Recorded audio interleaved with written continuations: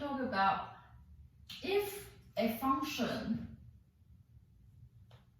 we have describes the position of a moving object at time t, if it carries some physical information, then derivatives are closely related to velocity and acceleration.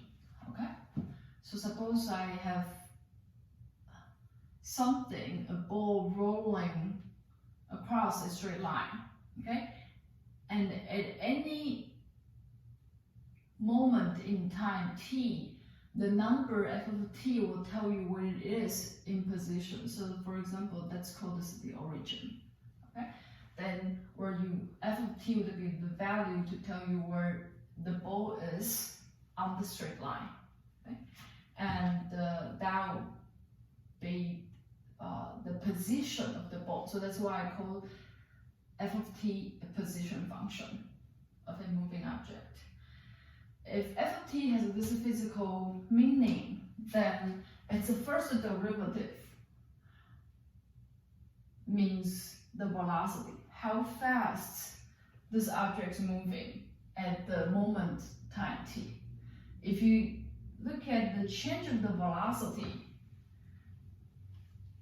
okay, derivative of the velocity, it gives you another function, and this function is acceleration. And because v is a derivative of position function, so derivative v would be the second derivative of the position function. All right. So, if an example, if a ball is moving along a line with position function f of t equals, let's say,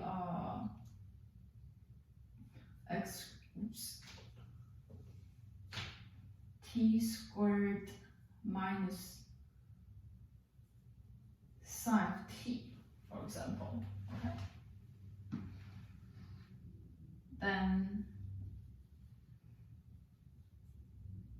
its moving velocity is what?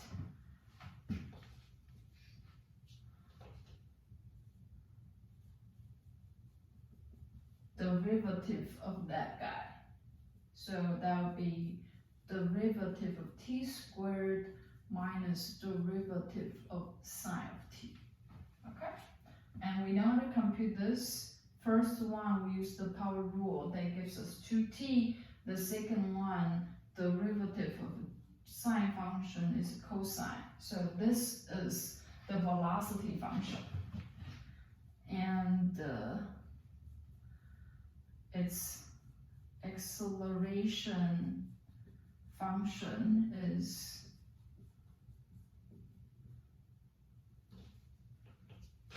the derivative of the velocity. So I'm taking derivative of this. That's 2. Let me slow down, write baby steps. You don't have to write baby steps if you know what you're doing.